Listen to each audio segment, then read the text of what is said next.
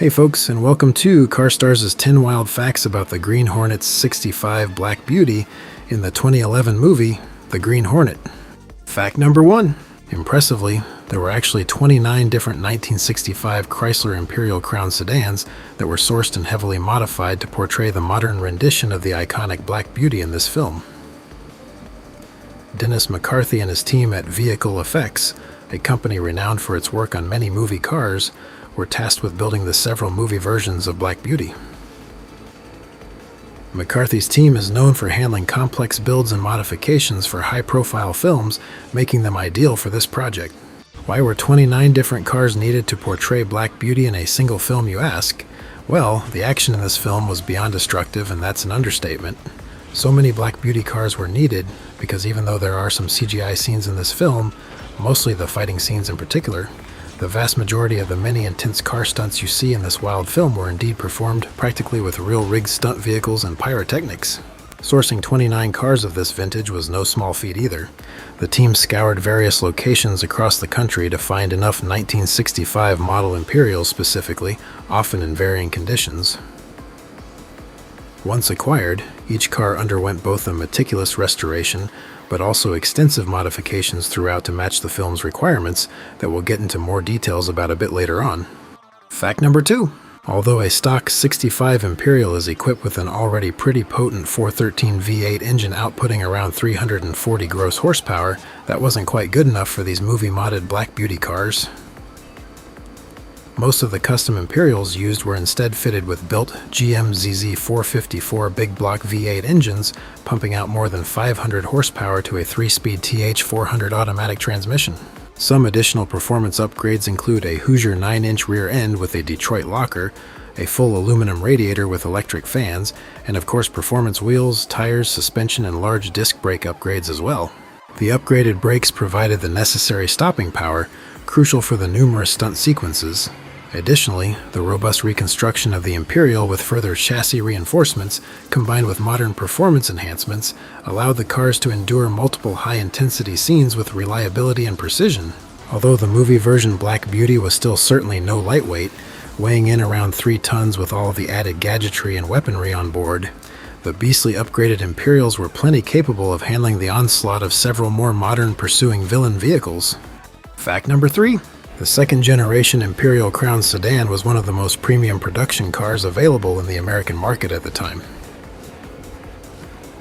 Notably, although Chrysler produced, it wasn't badged as a Chrysler, but was designated as its own make, aiming to evoke a more high-class image as the Imperial marquee sought to compete in the upper echelon of automotive luxury against other brands' models such as GM's Cadillac and Ford's Lincoln luxury Focus models. Key manufacturer boasted features included reclaimed 150-year-old Clara walnut inlays, powered vent windows, power door locks, power antenna, power trunk release, and cruise control, all of which contributed to its supreme luxury. Compared to other competitors on the market at the time, the Imperial stood out with its luxurious amenities and distinctive styling, positioning it as a formidable rival to the other luxury brands it competed with. Today, good to excellent condition second-gen Imperial Crown sedans usually sell from around the $10 to $25K mark, or up to around $35K for pristine examples, which is actually not too bad for any decent condition 1960s classic car these days, making it quite obtainable to interested parties. Fact number 4. The cars were extensively modified to become a somewhat modern take on the classic Black Beauty, equipped with an impressive array of gadgetry and weaponry that brought the Green Hornet's car to life on screen. Among the standout features were the hood-mounted Browning 30 caliber M1919 machine guns, which were designed to fire flame bursts through the barrels when hooked up to a propane tank, simulating realistic gunfire. The cars also boasted a number of Stinger missiles integrated into the front and rear bumpers, a front grille-mounted flamethrower, and non-lethal beanbag launchers. Shotgun barrels were cleverly concealed within the front structure as well, adding to the car's intimidating arsenal. The vehicle's interior was equally high-tech, featuring a working light-up console labeled in Chinese, which reflected the character Kato's influence. The hidden button in the trunk was a handy feature, allowing the trunk to pop open automatically, where even more firepower was mounted for rear-facing attacks. The car also included a revolving rear license plate that could flip to display Hornet at the push of a button on a remote keychain, adding a touch of espionage flair.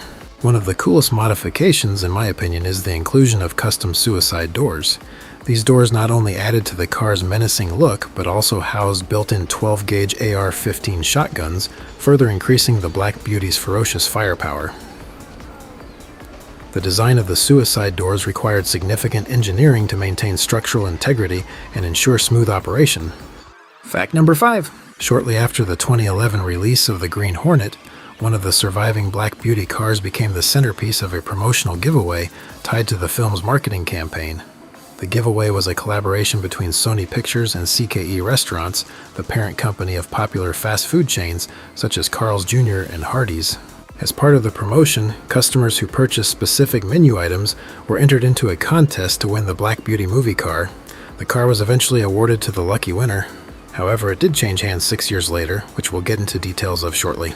The car's transition from a promotional giveaway and later a collector's item at auction underscores its lasting appeal and the enduring legacy of the Green Hornet franchise. It should also be noted that this particular survivor was one of the ZZ454 V8 engine-powered Black Beauty cars.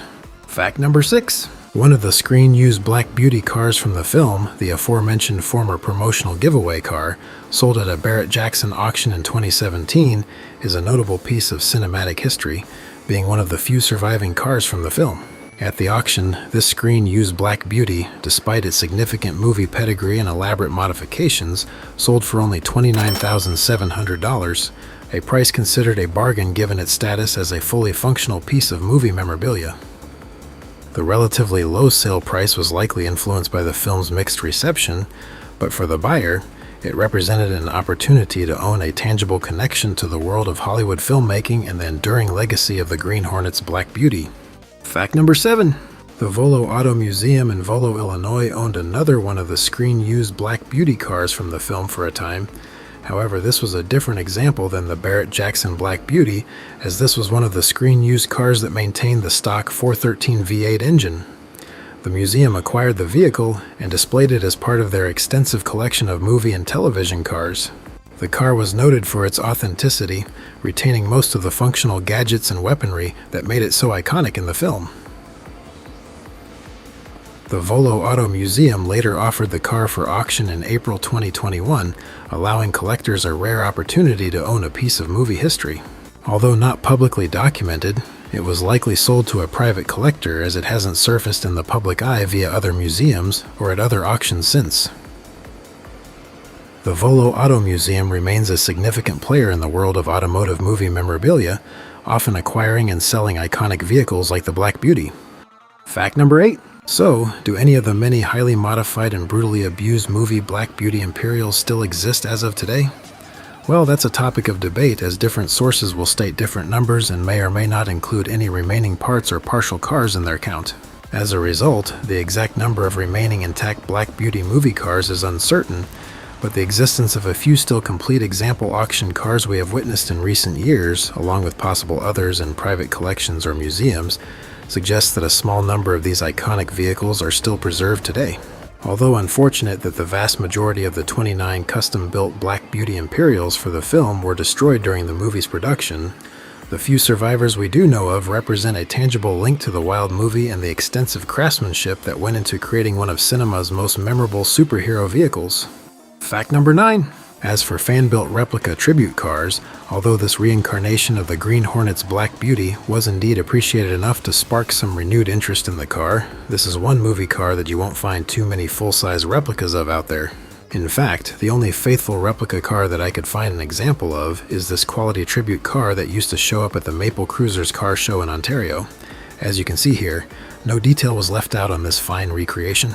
I suppose the lack of publicly known replicas of the movie version of Black Beauty proves that it didn't quite spark the following that the original '66 Black Beauty car has, or at least there are more publicly shown replicas of the original TV show version anyhow.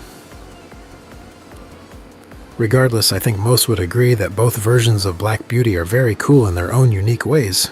Fact number 10. Looking into the scale model scene, The same story as the full-scale replicas persists, as there are far less movie Black Beauty scale models available when compared to the original Black Beauty, in which there are many of. The only direct replica scale models I could find of the movie version of Black Beauty is this 1/43rd scale diecast model here from a brand called Vitesse, and this other 1/50th scale diecast model from a brand called Factory Entertainment, neither of which are still on the current retail market, but you can usually find some on eBay. Worse yet, there were no model kit releases of the movie version of the Black Beauty either, so if you want to build one, you'd probably want to start with a kit of the original 66 Black Beauty like this 1/25th scale model kit from AMT, and then custom build it as a replica of the movie Black Beauty yourself, which I actually haven't seen anyone do yet online, so you could be the first. These typically run around $35, and I will put a link in the description below to where you can purchase one to convert into the movie version for anyone interested in doing so. And for those of you who haven't seen it yet, I also have my own diecast car channel named Show and Tell Diecast that I display and detail my diecast models that I add videos to also. I will include a link to the diecast channel in the video description below for those interested. Well, there you have it, folks. Thanks for watching, and make sure to hit that subscribe button if you like what you saw here. You guys are all great. See you next time.